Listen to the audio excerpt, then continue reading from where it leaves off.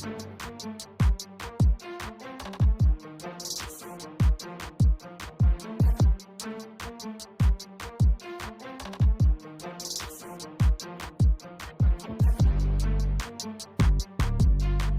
welcome to another exciting episode of the Andre the Beast Creighton Show. Another exciting show, another exciting guest. Today, back by popular demand, I'm just bull jiving. We had to reschedule this beautiful young lady because she had something, she had a little cold, and now she's back all the way from Dallas, Texas. Let me tell a little bit about this lady's story real quick before we get deep. Imagine, if you will, growing up on an island. In a beautiful island, Puerto Rico. Then coming to the States. But just imagine, if you will, with me, if you had to stay there. If you had to stay there for another 6 months, what would have happened? What would your life have been like? Crazy. Let's welcome to the show Miss Jeremith to tell us about that journey from Puerto Rico to the beautiful shores of the USA, Dallas. She's supposed to be in Indianapolis, but we'll let her slide with Dallas, Texas at this point. What's up, baby girl? Hello. Well, thank you for having me today. You sound better. Better, but not perfect. Okay, now it's better. You sound great. Okay. You sound great. Yeah, a lot better than before we try to do this. But let's get right down. Let's get right down to it. You grew up in Puerto Rico. Beautiful, beautiful place. Tropical islands, culture. What was it like for you growing up there? Well, I must correct a little bit. I lived in Puerto Rico for about 3 years, but I am originally from Panama. So I grew up in Panama, which is, I don't want to say that it's even better than Puerto Rico because my friends from Puerto Rico might not like what I'm saying, but it's very similar lifestyle. It's all about the food, all about gathering with the people, the family, just warm cities, both of them. They are very similar in terms of how people live. It's like living in a full-term vacation when you are in Puerto Rico, essentially. But as you mentioned, imagine I would have stayed an additional 6 months. So where you grew up at, how did you wind up going to Puerto Rico? Was that something that you guys visited all the time, or how did that island hopping happen for you? Right. So I used to be a flight attendant for a Panamanian airline. I was working for Copa Airlines for 5 years. And Puerto Rico was always very special to me. I was like, this is the only city in the world that I will probably even think about leaving my country. There is something very characteristic from Panamanians. We don't migrate a lot. So if we have 3 million Panamanians, most likely those 3 millions are still in Panama. We do not do a lot of migration. Right. So, yeah, it happens that we got the job opportunity in Puerto Rico. And it was like an easy yes, because it was the only city that I ever contemplate to move to, just because it feels like home when I'm there. Like, okay, so just go back a minute. What's it like in Panama? How is it like to be in Panama? Yeah, what's it like living in Panama, growing up and being a part of that culture? Because I'm gonna tell you where we're going with this in a minute, but take us back there. I didn't grow up there. I don't know what's happening over there. What was it like for you over there?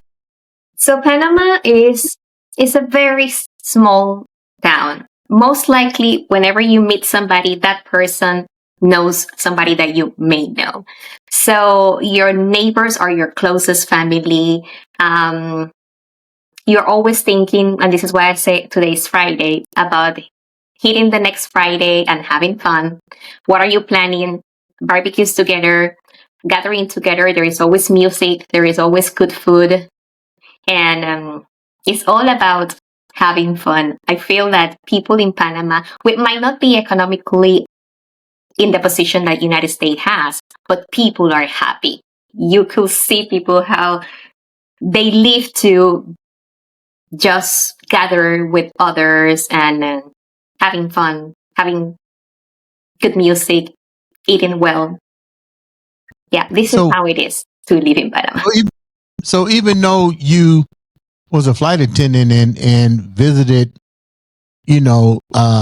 let's stick with Puerto Rico, you got pretty much the same type of tropical environment. So why not just stay rooted where you was at? Yes, there was a job opportunity that came out in Puerto Rico that was very good. So was the reason why we were moving to Puerto Rico. So it was just because of work. That was the only reason. And because living in Puerto Rico would have been as comfortable as being in Panama wasn't easy. Okay, let's go explore it. It's a 2 hours flight. We had 3 flights a day from Panama to Puerto Rico. So it wasn't easy. I can go back if I get homesick.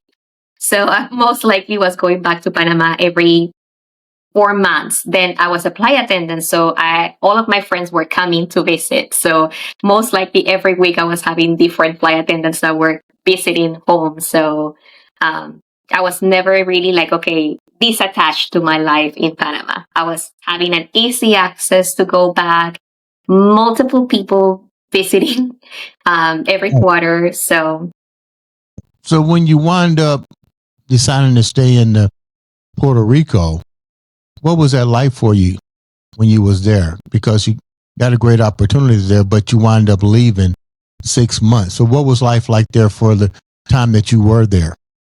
Yeah, sometimes you have that type of job that move you around a little bit. So you have to, once you have a new opportunity, you get a promotion, you just have to look for the next thing to do. So it was like a temporary move to be in Puerto Rico, even though we bought an apartment in a 29th floor, which was like the second tallest building in the city. And this is why living prior to what happened in, I think it was 2016. Yes. Now you saying we. Were you married at the time with children? I was married. I'm married. Yes. I was married. And then this is why I was moving around. It was like the job opportunities for my husband that moved me a little bit around. So was he also from Panama too? No, he's Canadian. Wow. So you convinced a Canadian to get married, move to. I did not convince anyone. I got convinced, first of all. And then to leave my country was a very difficult decision. Really? But just because it was Puerto Rico, I accepted. And yes. So when you was there, the cultural life was the same. But when you was there, you decided to leave 6 months prior to something catastrophic happening in Puerto Rico. They got hit with the hurricane. You mentioned the word opportunity. Mm-hmm. You left Puerto Rico for better opportunities in the States. Did I get that correct? That's right. Yes, for better opportunities. I was actually finalizing my master's degrees in Puerto Rico because I got a student visa to move in there. However, the opportunity for me to get a job with the lifestyle that I wanted most likely would have been much more difficult in Puerto Rico.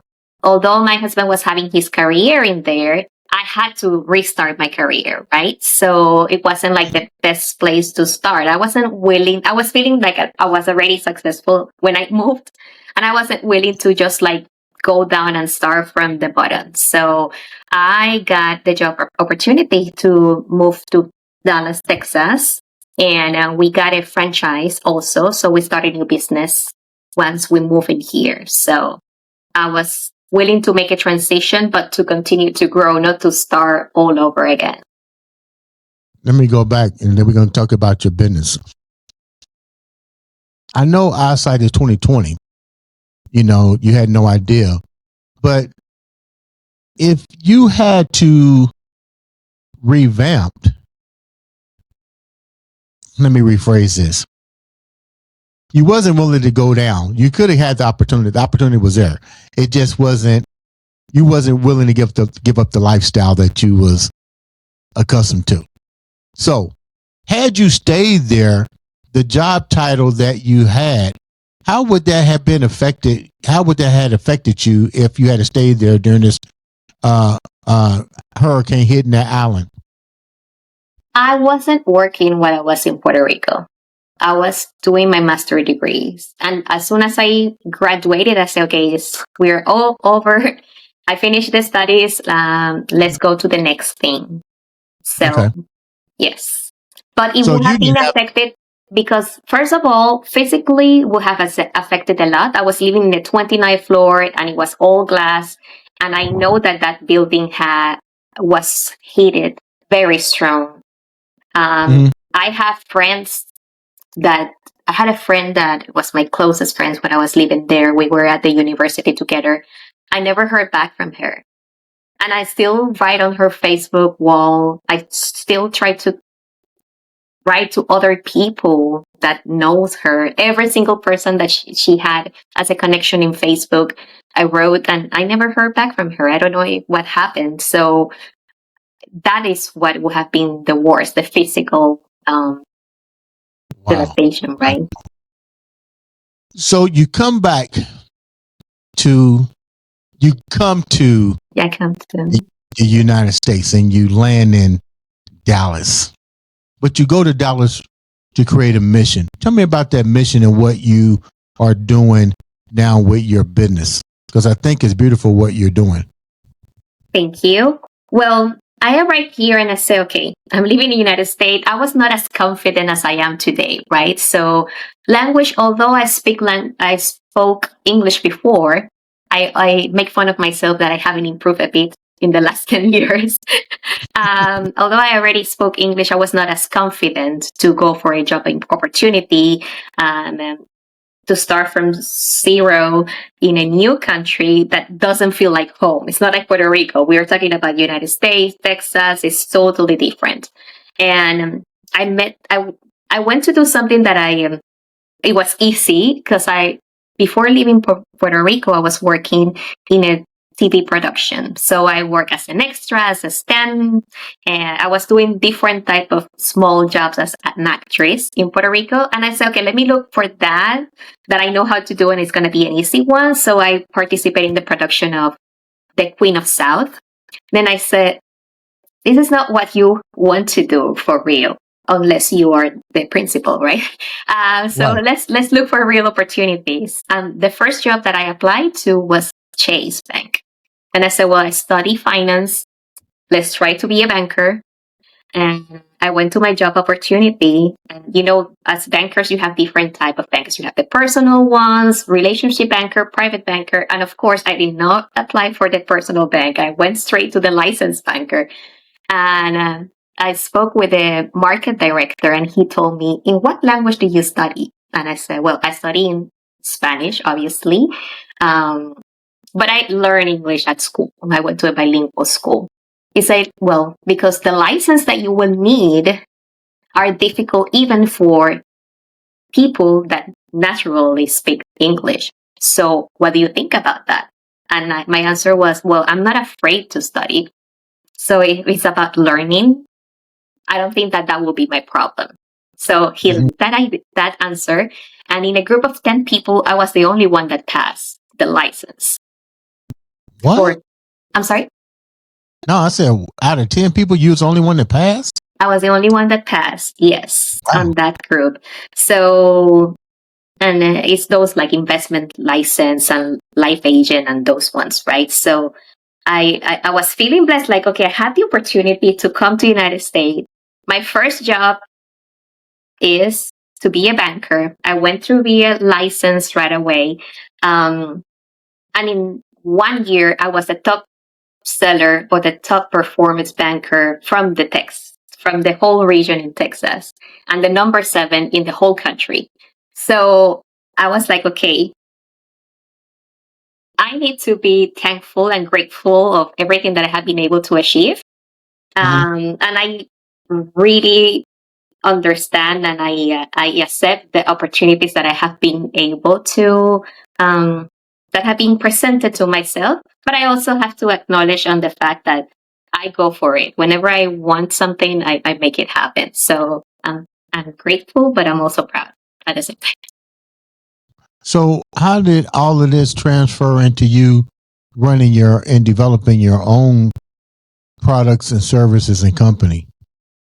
So I still have that homesick feeling. I love my country. I travel probably 3 times a year to Panama, plus the additional times that I have visits.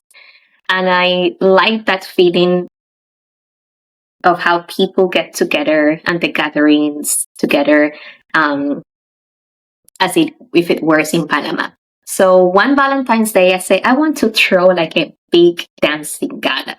So I brought 2 singers from Puerto Rico. I built my own orchestra, and I rented the biggest room here in, like, not the biggest, but probably the most recognized and MC room. And I throw a private party with singers, orchestra, and I didn't know what to expect. Obviously, it was my first time that I do an event. People were saying, "Why don't you start small in a little restaurant?" I was like, "No, no, no! You better go big or go home."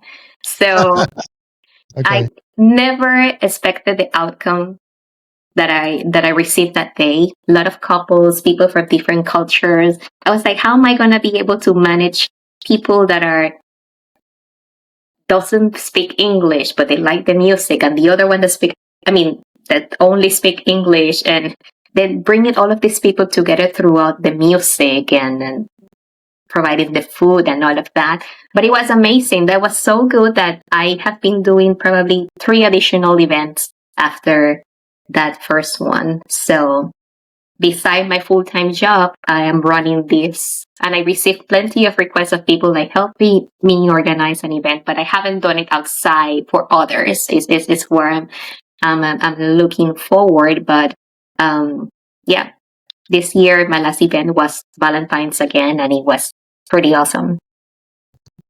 Like, how did all that just stem because you was missing home, and you decided? You know that sounds crazy, right? But sometimes the greatest things that come to our mind usually comes from some of the craziest ideas. So when you shot this idea to your partner, what was his take? Like, hey girl, you got a great job in banking. Leave that, what was his take on this? Oh no, that was a tough one. That was a tough sell. It was a very tough sell to make this thing happen. But at the end, he was like, okay, I'm gonna support you. I don't have a different choice, so he decided to support me, and then I have been doing much more events. So at the beginning, it was like, okay, oh my gosh, what are you talking about? You're bringing singers. Like, singers comes with managers, and you have to build an orchestra. Like, you see that what you are doing, there's people that have been doing this for years. Right. And then you come up and you say, no, I can be an event planner, organizer, executive producer, and all of it. And then I had to do the marketing, have to do the sales and the content, the videos, everything. I had to do it on my own. Obviously, I would not start hiring people to do so. So yeah, it was a little bit of a crazy idea, but the outcome was wonderful. So what's been and I like the fact that you came on to tell your story, because when people come on the show, it's not always about trauma. It's beautiful stories like yourself.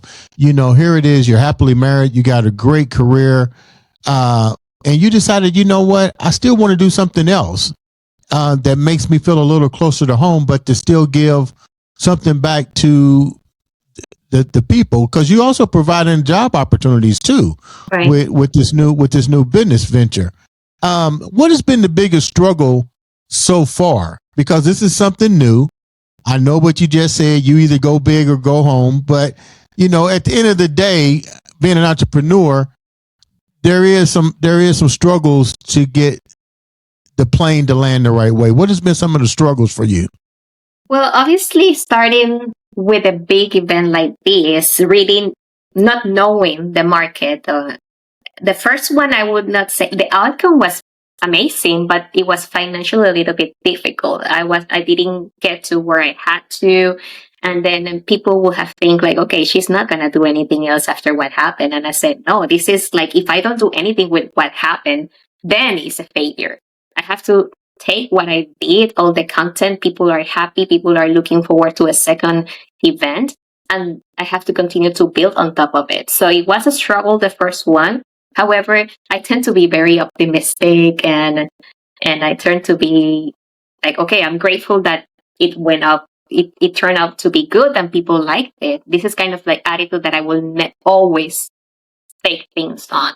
So I said, I'm going to continue to build above of what I already did. So the second event that I did, it was more like cultural one. And I brought mainly Panamanians to a watch game. So to watch a game, to a watch party, if we can call it that way. So for the FIFA classification. So I went to a bar and I say, I can bring you all the people that you need to have a successful night. What do you offer? And I try to sell it as well to this new bar.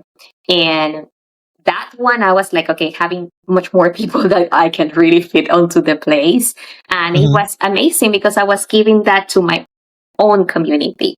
Everybody that was there most likely were Panamanian. There were a little bit of other guests that friends of friends or people that went to the bar.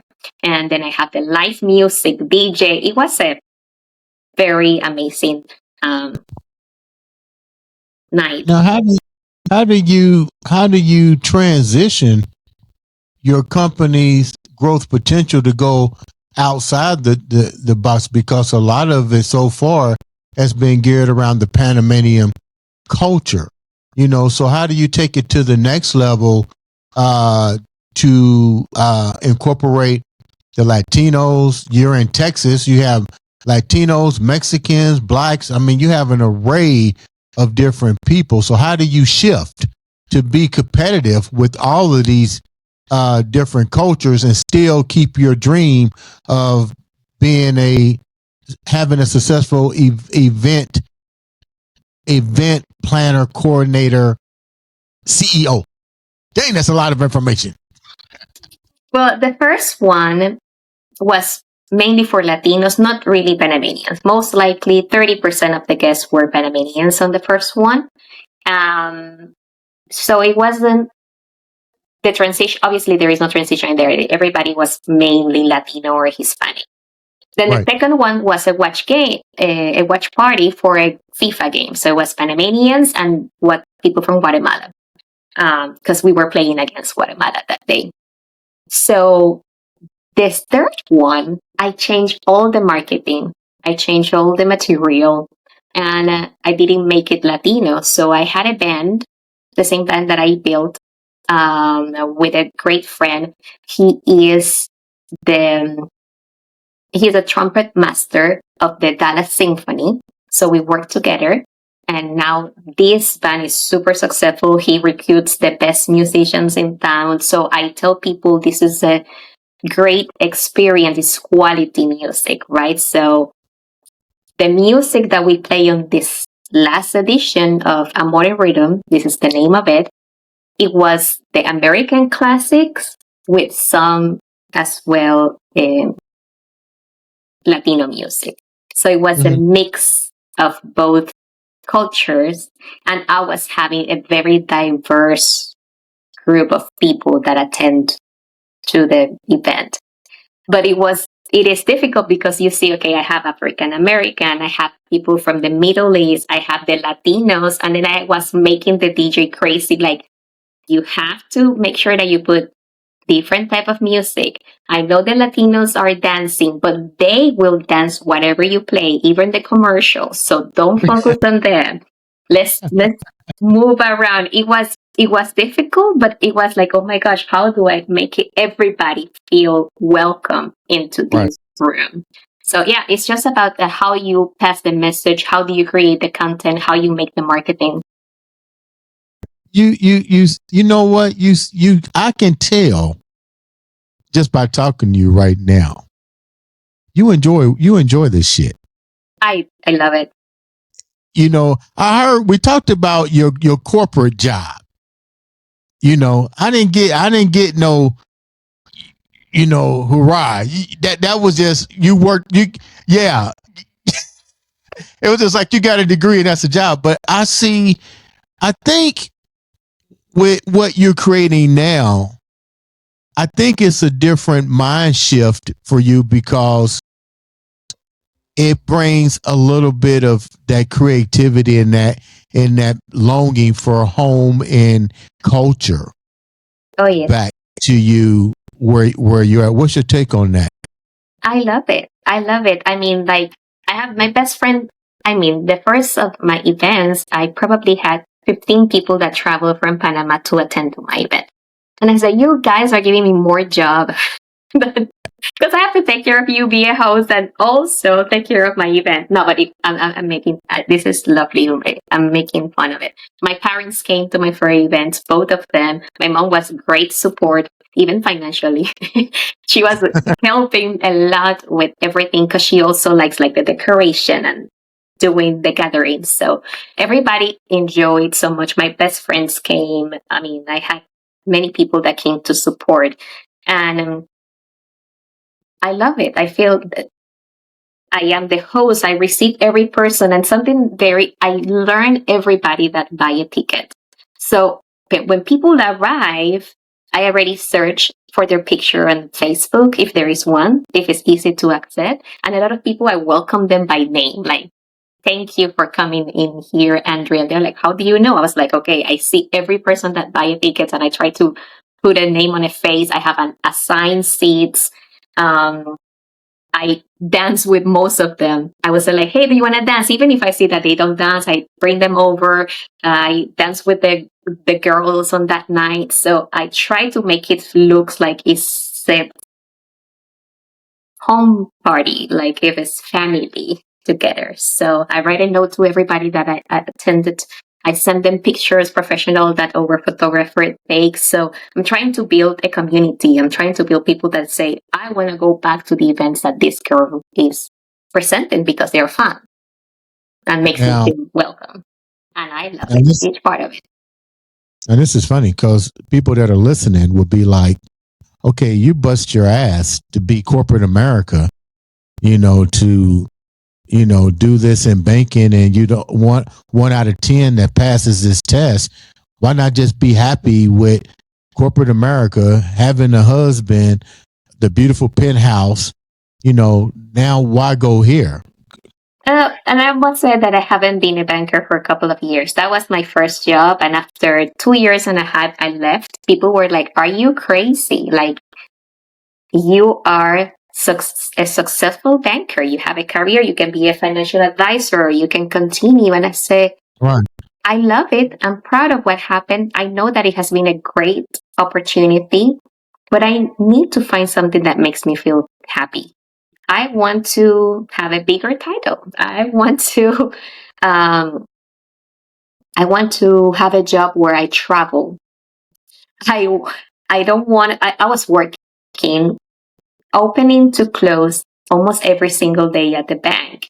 Saturdays. So Monday to Saturday, I didn't want to take time off. I didn't want to take lunches. And it's not that my boss was requiring me to do that. I wanted to be successful. So I was working a lot. So I say, I want a different experience. I want to be now not working with personal banking. I want to work with corporate, that the corporation is my client. So I reach out to a sales director of the next company and I say, I know you don't have an opening, but we may talk about something and an opportunity. Once it's open, then we can discuss. So we went for a coffee and I said, I cannot leave my job right now because there is a ranking for the bankers and I wanted to close the ranking and finish first, right? So I said, but I can move in 4 months. Let's reconnect in 4 months and then see if you have something available. Mhm. And this is exactly how it happened. 4 months after, I said, now I can move. Do you have anything open? And he gave me the opportunity and he kind of, I remember for the first 3 weeks, I didn't have a client or nothing because I got a job without really having Yeah. So they were kind of thinking, shall we really give the opportunity to this girl? And Right. shall we move important clients to her book? Because the clients there were like Visa, MasterCard, Right. JP Morgan Chase. So I showed them that I was the right fit, and then they give me the big accounts. When you decided to make the shift to leave the bank and start your own business, you had support. A lot of people would be like, that's a Cinderella story, but you already have a supporting cast. What do you tell the individual that here's your story that really don't have that supporting cast, that don't have those other opportunities, but want to have the same ideal as what you do? What would you tell somebody like that? I mean, you have to trust yourself, trust your gut, make it happen. If the worst that can happen, well, a lot of things can go wrong. I know, financially or in any other way. But if you believe in yourself, and I like to say a lot, like fake it until you make it. You just have to make it happen. At the beginning, probably it might not go the way that you are looking for, but you have to be open to learn. I have had amazing mentors in my life. I try to have bigger ears than my mouth. So I listen to other people that have something that can teach me, and I work hard. I mean, if it's something doesn't go well, you have to learn from it and then turn the page and continue. And this is how life it is. It's not what happens to you, but what you do with what happens. So, and the reason I said that is pretty simple, because I'm getting ready to explain the reason why that question was addressed.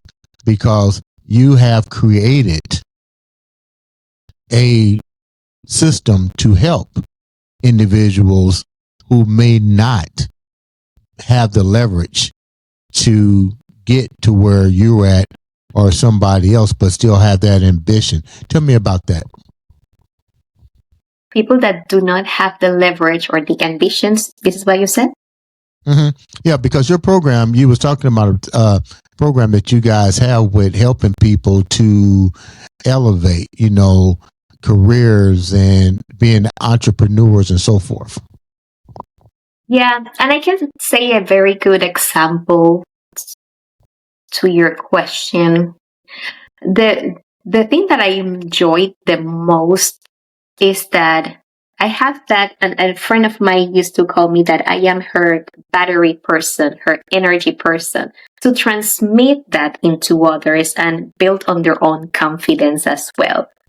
Right. And the good example is my friend that is the trumpet master of the Dallas Symphony, Elmer, that now has his orchestra that is called Groove Sinfonico.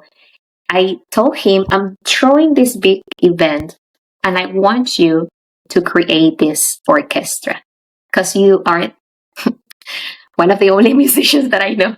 You are a great musician, and I'm sure that you have that drive. You're so responsible. You can make it happen. And he told me, I have always wanted to build my orchestra, but I have never been having the guts to do it. And I said, well, now I'm giving you the stage, and you're going to play for famous artists, and you're going to make it happen. And I'm going to help you to create your company. I'm going to help you in any way or shape that is needed, but we are going to make this thing happen together. I know it's my first event also, so I'm asking a lot. But we are going to create something good. And I mean, I think that he has been probably more successful than me in business-wise, but I feel a level of proudness just that I give him that little push to make it happen. And this is, maybe you don't have somebody close at your home or on your own place that can help you, but it could be a friend. It could be somebody from outside, like will just give you that little hint that you just have to take it. Before we wrap up, what's next for you? No, let me do another question. Let me go another question before we wrap up. Let me figure out how I want to say this. You've been blessed with a lot of opportunities. They've come at your door and you've allowed a lot of the other opportunities to walk out the door. It takes guts to follow your dream, because when you follow your dreams, it's not always paved with a silver lining or gold bricks. With all that said, what's the end game for you? What's your purpose? What's the end game for you? My A game. I mean, I want to continue to build on this business of bringing people together to make it successful. I don't see only the financial part of it. I see how people feel in my events. And I know that the financial will come as long as the people continue to have a good experience in what I do. So to make this thing happen as my full-time job is what I'm looking for. My boss might not like what I just said, but she normally says to me, and it is funny. She says, one day you would just write and you're gonna say I'm in Hollywood, or I am into something big and crazy, because this is who you are. So it's not only that I see myself doing that, it's what people see, the perception of the people, like, you're gonna finish doing XYZ just because you have that drive and you have that creative. So I need to believe also what people are telling me. So I'll say that to continue to bring my signature events as a full-time business is my A game. Wow. Before we close, what's the name of the business? What services do you have? And how can they reach out to you to know more about what you have to offer? The name is JC Signature Events. Those are my initials. And signature events because I do from Valentine Galas, dinner, watch party.